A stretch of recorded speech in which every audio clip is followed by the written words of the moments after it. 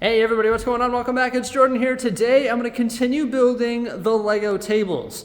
So the other day we got 32 sheets of melamine delivered. I started ripping those down using the track saw. It's pretty awesome. But I can't really continue building tables without the table frames. And in order to build the table frames, I need another piece of equipment, which is a table saw. Normally I'd borrow Sting's bricks because he's a beauty. We bring the wood to his garage, he helps me cut it, and then I build the tables. But him and I, just like right now, he's really busy on the weekends, he's out of town, and then I'm out of town next weekend. So it's like, oh, we're always out of town on the weekends when we can actually cut this stuff. So it's like, you know what? I'm just gonna go get a table saw because I've always wanted to own a table saw. So I'm gonna go pick one up. I'm gonna buy a bunch of lumber. I'm gonna start ripping the 2x4s down, and I'm gonna start building the table frames today. Let's just get her done. So now I am the proud owner of a table saw and a bunch of 2x4s for the Lego City tables. Check this out. Somehow I managed to fit all of this lumber in my little Honda CRV. Oh my gosh, it was a little bit sketchy, that's for sure. And here is the table saw. Not too bad. It was only 140 bucks. I know it's Ryobi, it's not my first choice, but it's only 140 bucks. Plus the reviews online were pretty good. Look at all this lumber though. We've got a bunch of 10-foot 2x4s and 8-foot 2x4s. This isn't even all the wood, believe it or not. I need 12 more of the 10-footers. And then I think it was 6 more of the 2x4s, but I have some more wood over there. I don't need to build all the frames all in one shot, plus I really don't think I could fit any more in my car. It was pretty ridiculous. So yeah, I got the table saw, got all the screws from the old table, and then I forgot, I got like a bunch of cookies in here. All my camera equipment was buried underneath there as well. That's why I'm filming with my phone, but hey, it's not too bad. Also got my lunch bag, look at that. Pretty awesome. Now what I'm going to do is actually take 1/8 of an inch off each board, because this wood here isn't perfectly square. You can see it's sort of rounded. So what you do is you take 1/8 of an inch off, and that squares it up, and then the melamine actually sits flat on top. I actually did that with the 2x6s in the previous table layout with Sting's bricks in his garage, but now I can do it here. Look at all that wood though. I tried to pick the straightest ones, the straight shooters. Not too bad. That's pretty good for a 10-foot piece. Got these all cut down the other day. This is the scraps. I'll be able to use that for topping the parts or building the subway system, building raised elevation platforms off the base table construction. Yeah, it's gonna be a long day of cutting wood, so I better get to it. Got some unfortunate news, everybody. It's supposed to rain out all day. It's not good. How am I supposed to cut in the rain? I don't want to do that. So I'm not. I'm cutting in here. Luckily for me, I've got the vacuum system, and I've got all the personal protection equipment here. Got the mask, the goggles, and some old headphones that I'm using as ear protection because this thing is loud. And I forgot to buy the headphones, so they're like the ear muffs. So I'm just ripping it in here. I guess I'll set up a time-lapse camera so we can see all the sawdust that I'm going to create here in the Lego studio. But luckily for me, the Lego is over here, so it's far enough away. I'm trying to contain the dust over there, and the vacuum system is doing a great job of picking up most of it. Away I go. You know what? This table saw here is pretty sweet. I don't have a whole lot of experience on a table saw, but I picked it up pretty quickly. Look at me just zip those through. I swear I'm doing it this fast. I'm like the Flash. No, it's sped up pretty quickly, but yeah, just ripping every single board through this table saw that only cost 140 bucks. And I rigged up quite the system there as well. I've got like a table that I'm sliding them onto, use those saw horses, the vacuum's going, and I've got the table saw secured to my little workbench that Jose got me for Christmas. So yeah, it just worked out. It's the one-man table saw setup, and it's just working like a charm. And yeah, it's not too bad at all. Pretty pleased with the outcome, and I managed to get it done pretty quickly. And then once I was done, I decided to do a little bit of vacuuming as well. Here's the big pile of cutoffs. Just took that rounded edge off. Looks like perfect shim material. It's beauty. Sawdust situation, it's not too bad. I'm not going to do like a perfect job of vacuuming it all up right now because I've got more cuts that I need to make with the miter saw. So the next thing I'm going to be doing is chopping these down to the lengths that I can start building the table frames with. So we've got the 8-footers, nice clean edge, and the 10-footers as well. So yeah, I think I want to like cut some of them down to the right lengths and then test building 1 or 2 of the frames. Here's all the cuts that I need to make. There's some weird ones, 8 feet 7 inches and 3/16. That should be fairly easy just to mark and cut and then continue that process. This is one of the large frames. This is one of the small frames. And then these are the spacers that will connect the actual table frames together. Here's the wood layout for the table frames. So we've got one large frame right here. There's going to be legs in all 4 corners within the interior. So right there, on the other side, over here, and right there as well.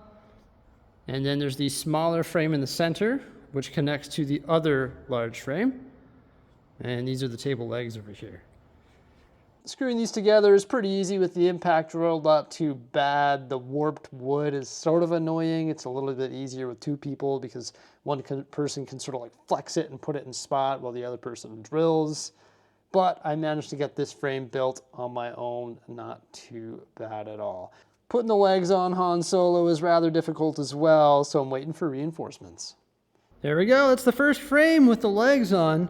It's hard working with bent wood, but I remember that being the case last time, and it all worked out in the end.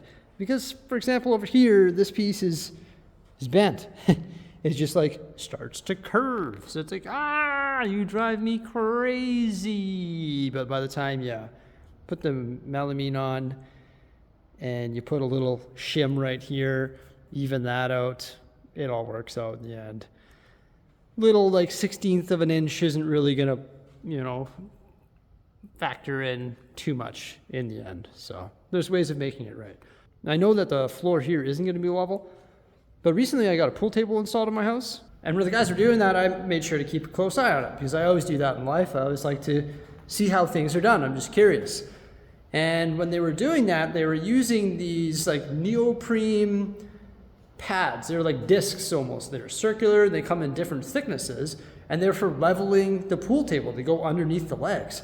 And I was like, wait a minute. I'm about to build massive Lego City tables. I'm for sure going to order those on Amazon. So I searched on Amazon, billiards leveling discs, and I found them. They're relatively cheap. It's like come in a pack of 100, and you can stack them to make different thicknesses, and they're like discs that are like this big. And I'm going to use those for leveling the tables. I forgot to order them, but I think it was 1 or 2 days shipping. So before I put all the tops on and start putting all the Lego on, I'm going to make sure that everything is level with the use of those shims over there and also these leveling discs. The discs will go under the legs, and the shims will go under the actual melamine where it connects to the 2x4s. And then all the melamine is also going to be screwed into, so it's going to once again reinforce this and prevent it from shifting around. But this is rock solid. Like some people were concerned saying that I need center braces, which I of course could do because I've got lots of spare wood, but like I could sit on it. And it's not even topped with the melamine yet. Using nice long screws, deck screws. Like this is deck strong. So if I can already sit on it without the top on, I think it's good to go. I don't foresee that wood bowing when it's like this, so yeah.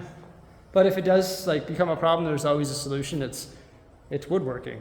Get some screws, get some saws, get some wood, fix it. So my buddy, the brick building biker, is coming by and he's gonna help me construct more tables. That is awesome. Putting the legs on, sort of a 2-person job. You can do it with clamps and by holding it, but it's easier to get it all level with 2 people. 1 person can hold it, 1 person can screw it, even with the frames themselves. When you're building a rough wall, it doesn't really matter because you're gonna put drywall over it and tape it and mud it, so it doesn't really matter. But this, you want the wood to sit as level as possible. Lego cities require level tables. The only way to get that is to custom build awesome tables, at least in my experience. So I decided to cut the wood for the second series of tables. So we're actually going to start at the forward section. We're going to move that frame and make sure it's square with the wall and make sure there's enough space to build the other frames. We decided to start at the front because there's not a whole bunch of heavy lumber in the way, and as long as you have the right measurements, then it should be all good to go. That's why we're measuring a bajillion times off the wall, making sure it's square, making sure it's centered, and then once we get the table frame screwed together, we can actually add the melamine tops. However, we're not screwing them down yet because there's a lot more stuff that has to happen before we start screwing them down. We've got to make sure that we get the right size of the other piece and put the edging on, get all the tables leveled, etc. But now we have a huge working surface and we can start building the next table frames up off the ground, and it's a lot more level too. It's a lot easier to screw together with two people, and it's level. It's off the ground.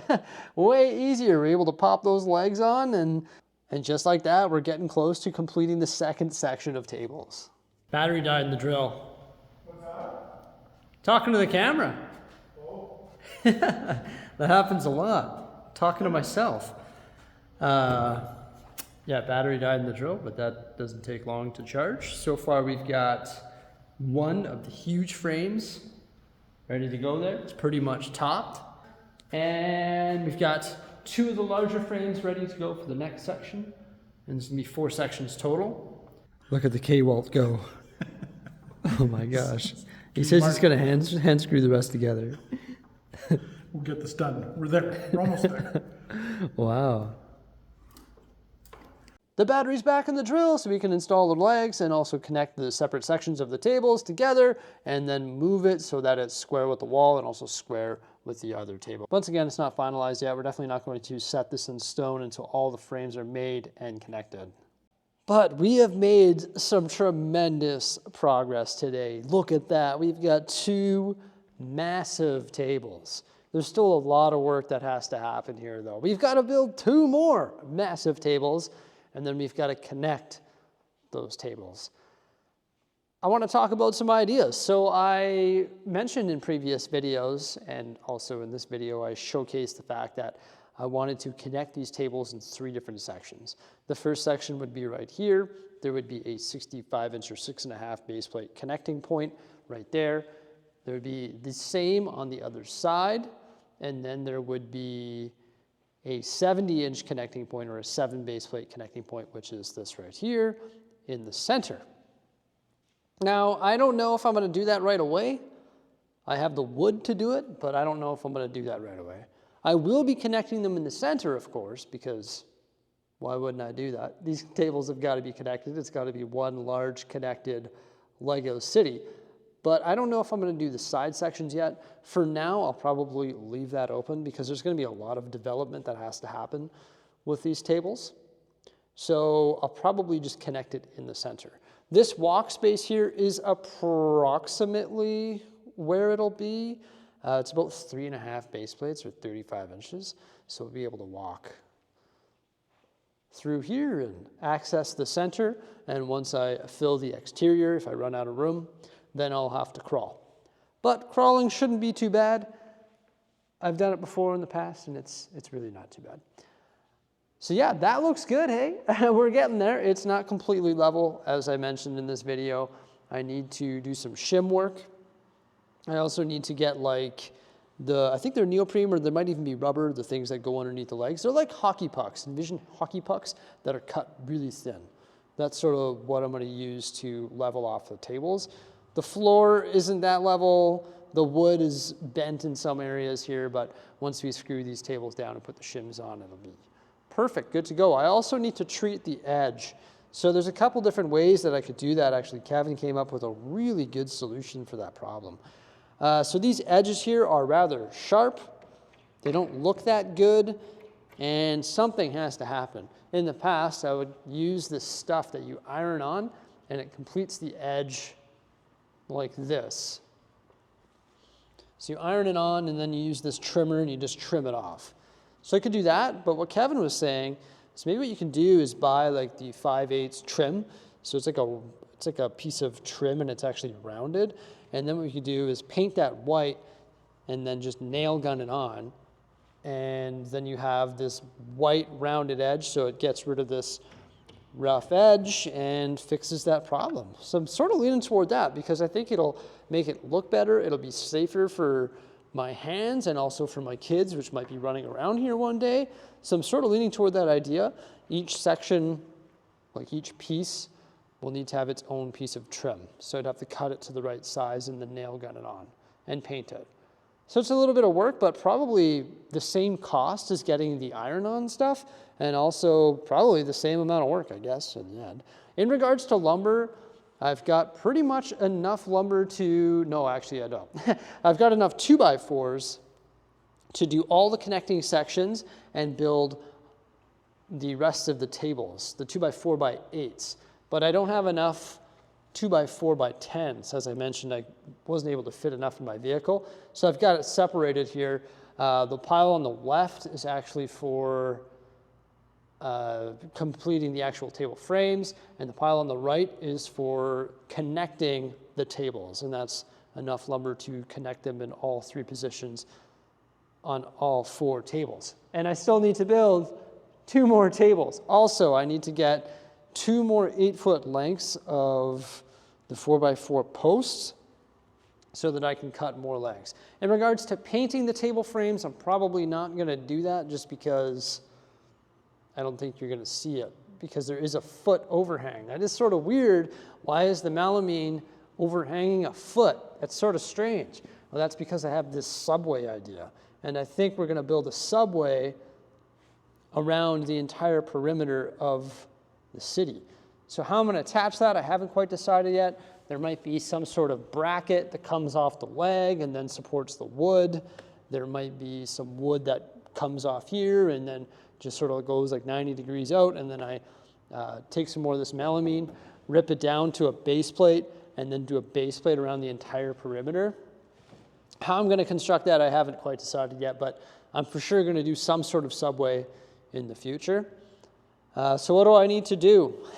Well, I need to go get more 2x4x10s, and then I need to make sure that I get the base plates laid out. I think it was 27 base plates across, so I need to lay out 27 base plates, figure out what this measurement is, cut that piece, pop that on. And then I need to figure out what this measurement is. I actually think one of these is already cut to the right dimension here. That's 59 1/8 inch. And then these are going to connect the tables like that.